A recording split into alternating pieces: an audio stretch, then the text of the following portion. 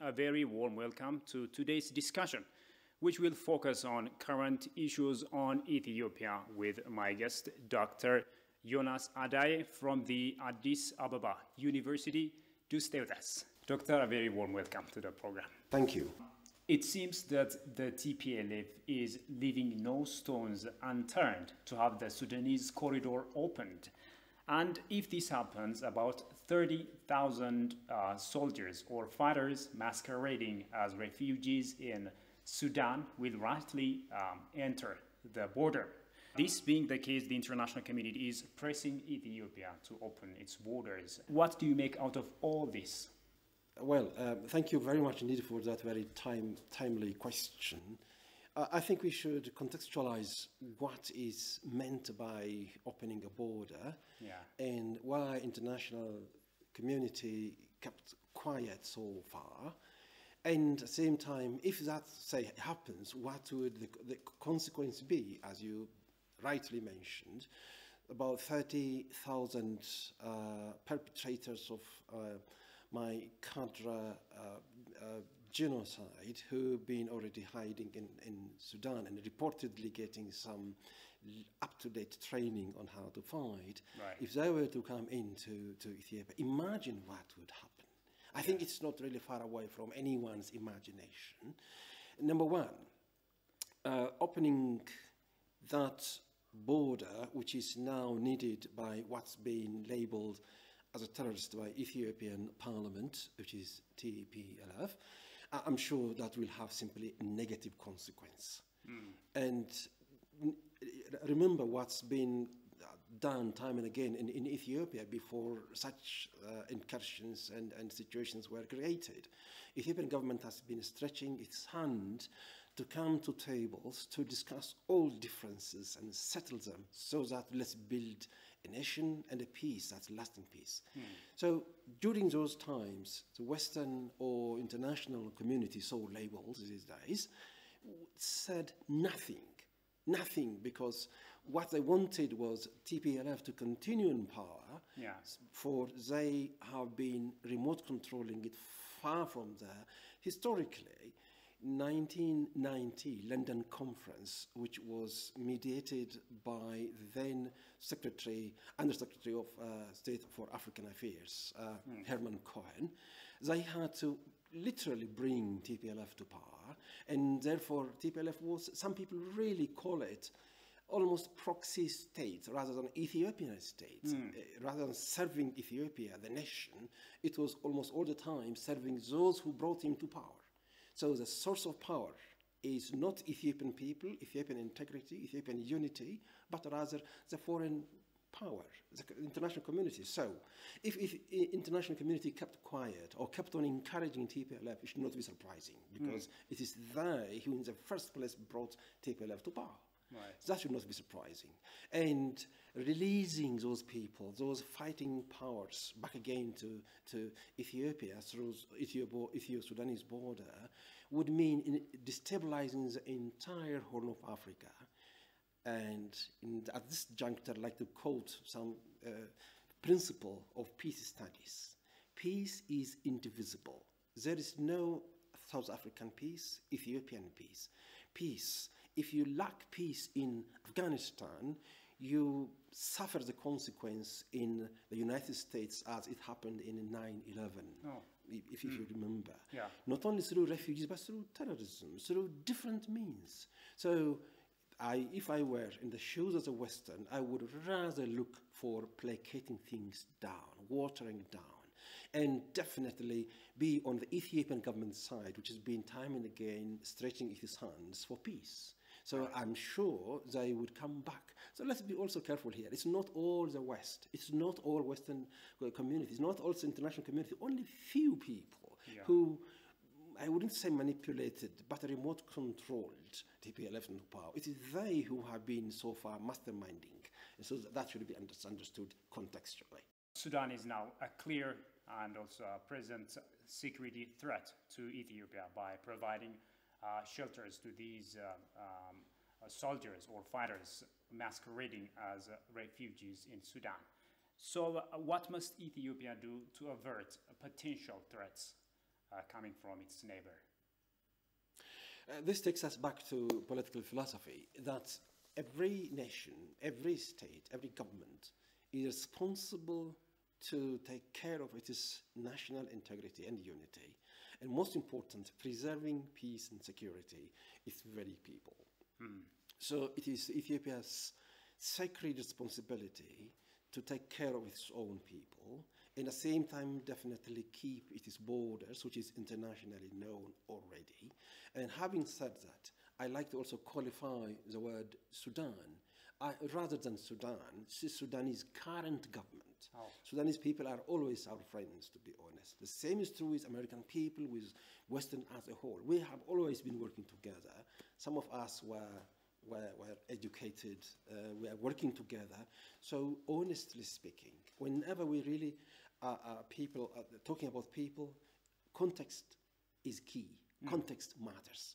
So it's only the region that definitely happens to time again provoke Ethiopia by even sometimes bringing its very troops to the border and creating border skirmishes and occupying some of Ethiopian sovereign territory.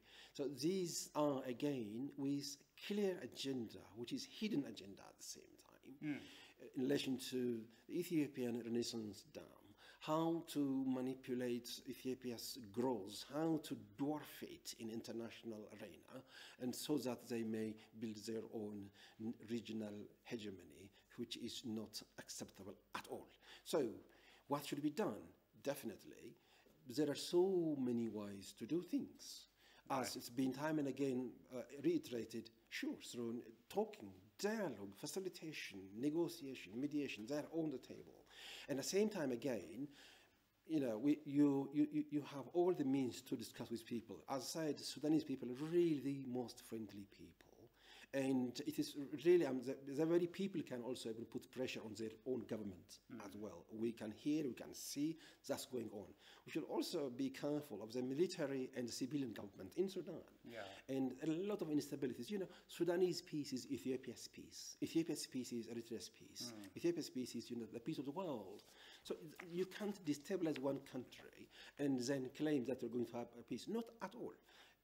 Quick research-based evidence. Let me just tell you, any country contagious, just bordering any other country which is at war, it is 50 to 70% likely that it too will have another war through what we call spillover effect, through refugees, through flow of small arms and light weapons.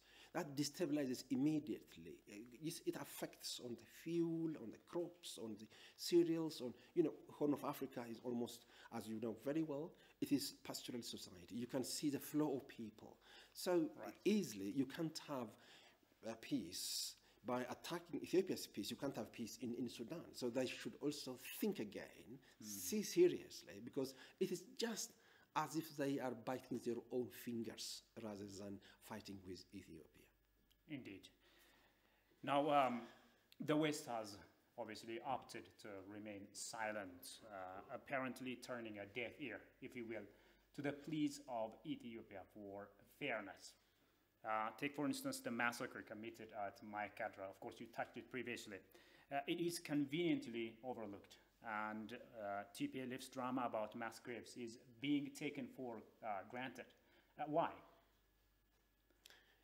Given the previous context we tried to depict, it is not surprising at all. Some people would suspect whether the West want. When we say the West, again, we should really define this very clearly. Some Western powers. All right. Some. Just, I would say, even very few, really. Whether they really are interested in benefiting from destabilizing Horn of Africa. Have they benefited by destabilizing Afghanistan? What's happening as we speak here today? What's happening in Afghanistan after 20 years of Western intervention in Afghanistan? What happened in Libya? What happened in Syria? What happened in Iraq? Does it really benefit the West? and they themselves really stuffed and smoked and chopped up with refugees and sometimes in lawlessness in their own very country. And they're really facing those problems themselves. Isn't it really an excellent option to build peace rather than building wall and destabilizing already normal countries, or at least poor countries which are suffering from poverty? So honestly speaking, so qualifying few Western countries, and if they are not listening to what's Ethiopia time and again, please just appealing to understand. I can also see some positive things, for instance, when Martin Grips, after having visited, I'm sure he's given fair assessment to my understanding. And at the same time, again, even Samantha herself, after having visited, not the way she came in, but after having realized what is on the ground, you can see some qualified statements rather than bold and sometimes almost unexpected statements from diplomatic circle. So that being the case, to me, they're not listening to Ethiopia's plea time and again is simply in accordance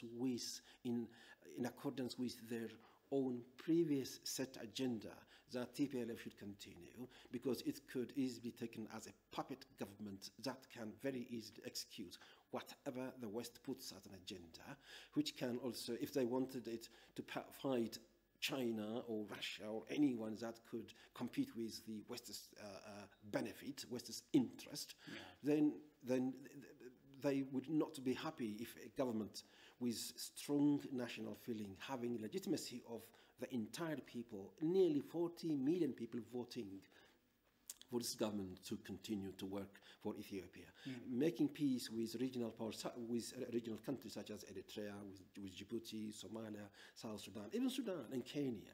Then they may not like this because it's going to be independent African identity. They may not need this one, which to me is paradoxical, really paradoxical. Because you need, if you want peace, we say prepare for peace. Not if you want peace, prepare for war, which is realism, which doesn't work, which really now we can see in the world, that people really are suffering as a result of war, this war solution. And the best example came out by a well-known diplomat, 2021, in his book called The Stupidity of War. And it explains the failure of American foreign policy. Reading that would maybe give some of the answers that we are really raising as a question for discussion here. It looks like some USA government officials are enabling the TPLF terrorist groups to have the upper hand while undermining Ethiopia. So how can a terrorist group, a terrorist organization be helped to such an extent by such a country as the United States of America? I think, and this is quite the right question, I fully endorse that. Yes, but it to me seems to be founded on entirely false propaganda. They were fed by what's been labeled as terrorists by the Ethiopian government. But let me just here quickly correct some of the data in record. 2014, American Homeland Security labeled TPLF as terrorist. Before Ethiopian government labeled it, it is the US government itself that already termed TPLF as terrorist. Let's be really clear with that. Let's make no mistake on that. And to answer your question precisely, number one, they were fed with false propaganda about Ethiopia. Number two, they had also very biased idea that they would forever support these people, and these people are that the TPLF always in power, and they should always prove fighting terrorism, fighting for them. They are sort of extremely wrong assumption that they are stronger, they are better as compared to the rest of Ethiopia. To be honest, this is simply based on slave trade and colonial legacy. I'll take only two references here. One goes back to 18th, 19th century by Hegel. Hegel would say from brown or black mind never expect any civilization, any earth groundbreaking philosophy to change the world. They have got nothing. Another one from Oxford University who passed away very recently, 2 years ago, who said there is no history of Africa as such. It is a history of Europeans in Africa. So these really undermining the black race, Africa as a whole, have been the origin for these people to assume, to bias, because you can really see what happened in America, what's happening in America on the black as a whole. Yeah. So that is a continuation of this biased thinking, this framing of the black, the race, and again from them not expecting any good thing to come out, as if Africa is not a cradle of human being or cradle or source of civilization, as if Africa is not contributing at all. So that being the case, then they would undermine the rest of Ethiopia and simply look at their own darling, they call darling, during the 1990s, Malas and others. So they say the darling of the West, who can possibly put into practice neoliberalism and market economy and liberal democracy. Finally, they saw that it was absolutely absurd. It's absolutely wrong because it is only from top down rather than bottom up, and the very people are not accepting at all. So these biases made their decision biased, because we say always in philosophy, if you start with wrong premises, your conclusion is also wrong. All right. Such an unfair treatment by the so-called international institutions like the UN is not new to Ethiopia. We can recall the League of Nations and also the threat of sanctions against both Ethiopia and Eritrea in the past war. Why do they prefer to follow such course of action, in your view? In my view, this goes back to the ABC of international relations. That is, there is no permanent friend, but there is permanent national interest. So the national interest, if you really happen to see American foreign policy, you could say it doesn't support any regional hegemony, any independent thinking country. Cuba is the best example, if you like, to be honest. Yeah. And there are many other countries in the world being time again challenged by the US simply because these people happen to be independent or interdependent with others on equal footing.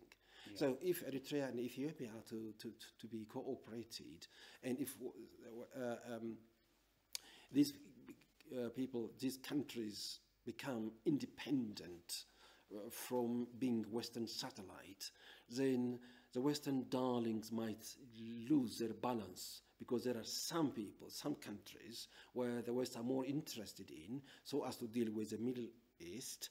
And if Ethiopia becomes more hegemonic, more powerful economically, if Eritrea becomes more economically strong, and then that would maybe threaten the economic interest, national interest of the US particularly, and maybe some of the Western countries as well. So that is a fundamental assumption that their national interest mattered utmost. As a result, then they had to opt for imposing any possible sanction on these two countries so as to debilitate and weaken them, and then they remain always puppets or wanted states, not only failed, collapsed, fragile, but always dependent parasite in looking for any policy from those Western countries. So, whenever they were asked to do this, not why, but how much. Yeah. So these are not acceptable for both Ethiopia and Eritrea. So that being the case, that being national pride, then they don't like anyone to have national pride. Don't forget also Ethiopia's humiliating defeat in Adaye war battle, and that grudging is deep down psychologically in some of the Western countries as well. So that should also be taken as some of grand strategy, if you like. Some scholars' prediction is that the US will resort to forcing or coercing Ethiopia to open up the corridor, the Sudanese corridor. Samantha Power had also said, I'm sure you remember, that all options are on the table prior to her visit. If push comes to shove, will the U.S. Militarily attack Ethiopia? What do you think? I would have refrained from saying almost any bold statement on that.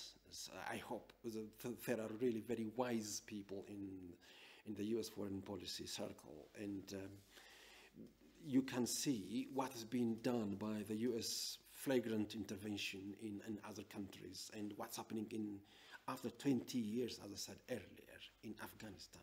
What's happened, that's also causing even chaos in the US Congress as well, seriously speaking.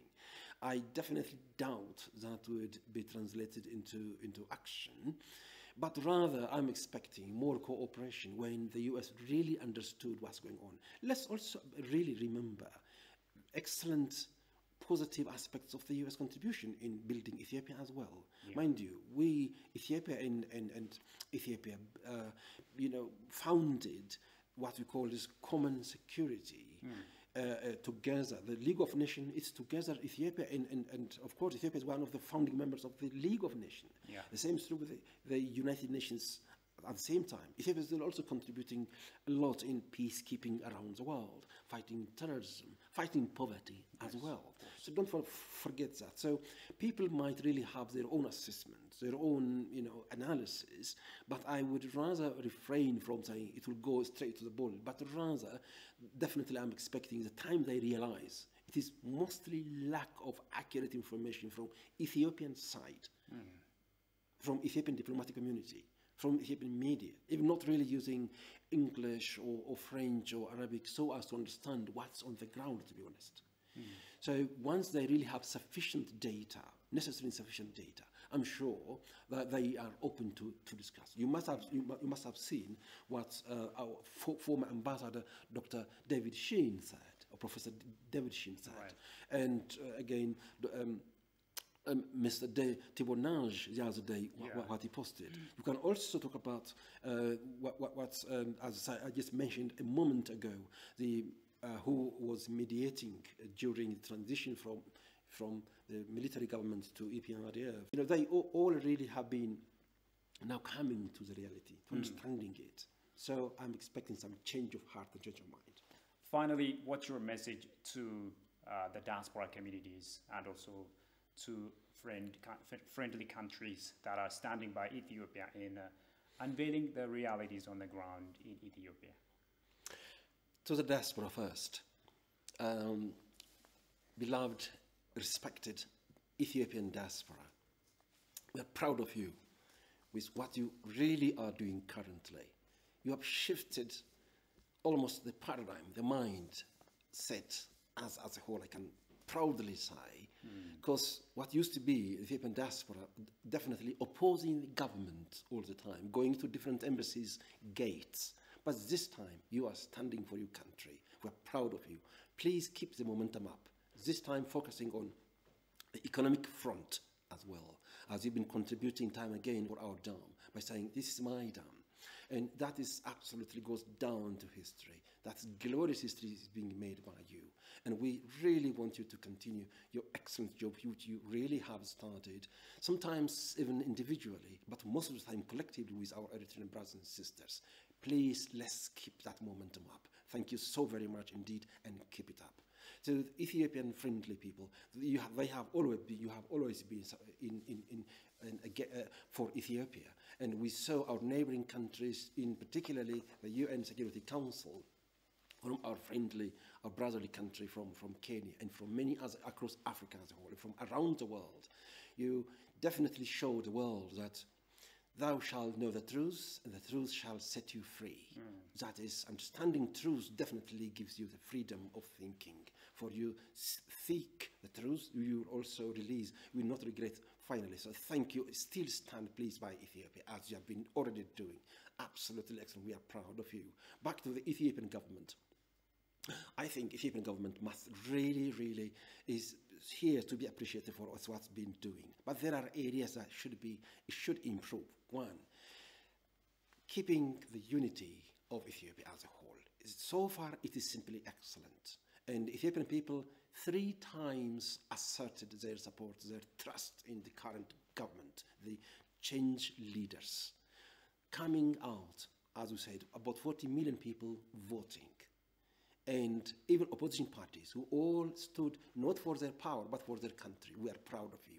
Please keep on standing for your country. The government, again, should, as much as possible, inform people on a regular basis, because people really trust you.